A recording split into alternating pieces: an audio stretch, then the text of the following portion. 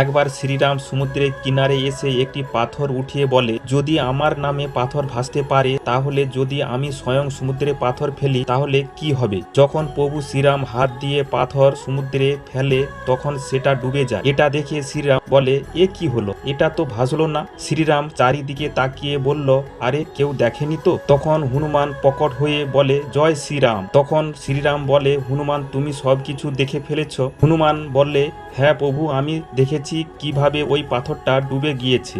শ্রীরাম বলে, হনুমান তুমি এটা কাউকে বলো না। হনুমান বলে, প্রভু আমি শ্রীরামের এই মহিমা সকলকেই বলবো। শ্রীরাম যখন জিজ্ঞাসা করেন কেন, তখন হনুমান বলে, প্রভু মাফ করবেন, পাথর ডুববে না কেন? যেই ভক্তের হৃদয়ে শ্রীরামের নাম লিখা থাকে সে এই সংসার নামক সমুদ্রে ভেসে থাকে, আর যাকে স্বয়ং শ্রীরাম ছেড়ে দেন সে সর্বদায়ের জন্য ডুবে যায়। সত্যিকারের ভক্তরা হৃদয় থেকে কমেন্টে জয় শ্রীরাম অবশ্যই লিখবেন।